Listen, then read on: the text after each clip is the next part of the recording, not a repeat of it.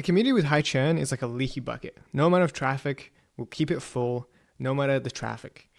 And that's why getting your churn from 10% just to 5% gets you to double MMR without having to increase conversion or the amount of people that you actually get to the community. And that's according to Mr. Andrew Kirby. And today we're going to be reacting to his churn checklist. So, contents. Cancellation video, activation point, onboarding calls, blah, blah, blah. I'm just going to go through these and talk on them. And I'm qualified to do that because I'm helping with a community that has 102% retention. So even if we didn't advertise, we would make more money. And our MMR is at 40K. We're losing about 2K a month right now, which I don't know what the exact stat on that would be since we're making 40, but I'm assuming it's pretty goddamn low. So, first off, a cancellation video. What's a cancellation video? A cancellation video is when you go to cancel, this little video can pop up, and this can basically be you explaining why they shouldn't leave, because, oh my god, it's a terrible thing to leave. Now, I actually asked Homozy about this while he used to do Q&As back in the day, and the general stat around this is that it reduces churn by 7%.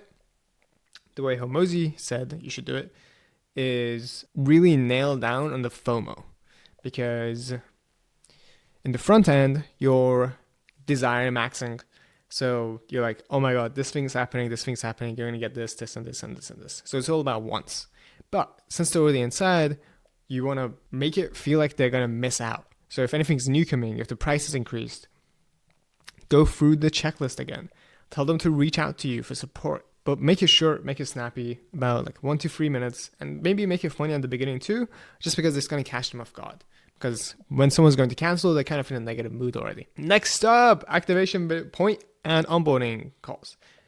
There is this great book about the retention point, and it basically talks about how after a member gets to a certain point, they stay forever. On Skool, what they have found after watching a recent Homozy video is that the drop-off points are month 1, month 3, and month 6.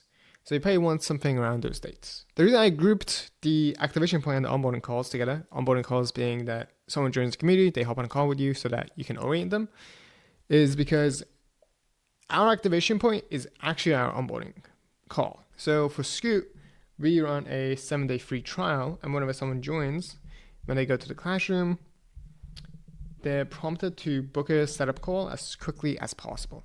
And we have DMs going out about that. Everything points to a setup call because we know if they get on the setup call with us, the chances of them staying increases dramatically. Time and level unlocks. The reason I'm grouping these two together is because they're in the classroom section, and this is an option you can turn on. So time unlock is what it sounds like, which is after 10 days, after 20 days, after 90 days, however long you want it to be, a certain classroom unlocks. And then you can also do level unlocks, which is after they reach level 2, level 3, level 4. Time unlocks work best when you have some sort of progression in the classroom. So maybe you have a 7-day challenge and then a 30-day challenge and a 90-day challenge, and they need to go from basics to advanced, right? So that could be like 30 days so that when they stay that extra month, they're encouraged to stay for that second month. That's what I meant. Level unlocks work best because generally they found that after a member gets to level 3 or level 5, the chance of them leaving reduces dramatically. So that's why you want to push them to engage as much as possible, and this encourages that. So you can hide something valuable behind the level unlock, but I would never hide your main thing. So if you have some sort of main course, I want to hide it behind a level unlock. Guru to community. Basically, on YouTube and other social medias, you have someone talking on a video like this. But if you, the viewer, were to join my community down below, shameless plug, then it would be way more of a community, because my community is about scaling communities. And we would basically talk about what strats are best that people are using. And so I would just bring my own knowledge, but you as the viewer, if you have a community that's like 50 members, 2 members, 0 members, just getting started, then you can be like, hey, I did this and I got X result, right? And that's moving from a guru to a community because the members also feel more involved. Get members to save money. This one's like pretty simple, but I wouldn't use it too often.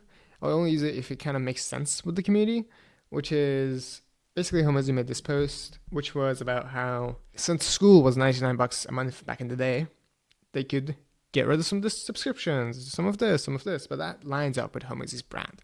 So I'd think about it before you do it in your community. That's about sports, for example. Pricing tactics.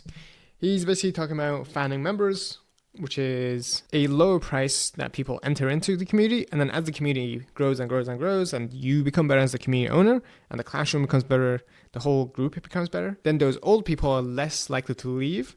Like we talked about in the cancellation video, you would basically have FOMO because, oh my God, I can't come back for the $9 a month I'm paying right now. I would have to come back for $50 a month. There's other ways to do this right now as well, since there's tiers out. So you can have lower tiers where people can downgrade if they're on a high tier. Improving culture. Culture is one of my favorite topics. And the simplest way I can put it is basically having some sort of villain. You are the hero, the community members, and you're trying to beat this hero to reach this goal through some sort of value system.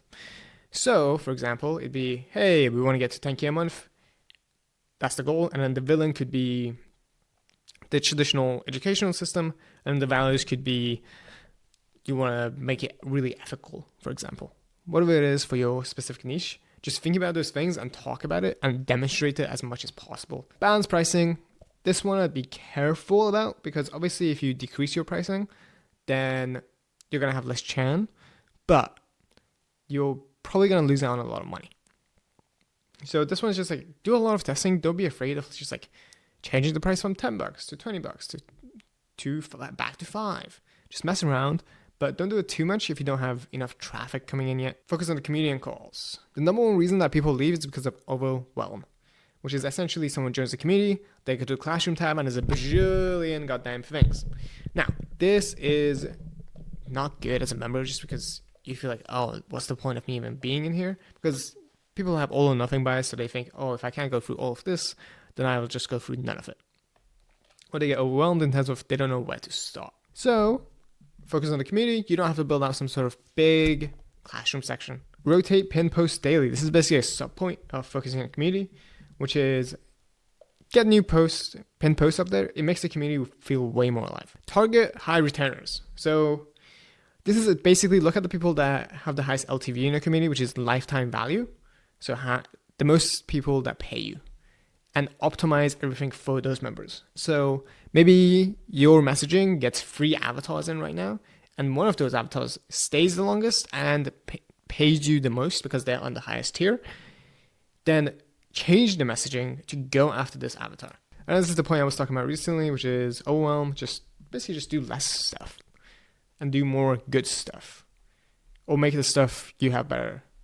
That's more accurate. Lastly, and most importantly, this is the thing that Skool does the best, which is talk to your customers. We are basically in the DMs with our customers and seeing what they want constantly. That's all we do. So talk to them. This is more important than everything else I just talked about. Conclusion. Oh my God. Look at this conclusion that I came up with and I'm not reading out loud. With Churn, there are no silver bullets. Just golden BBs.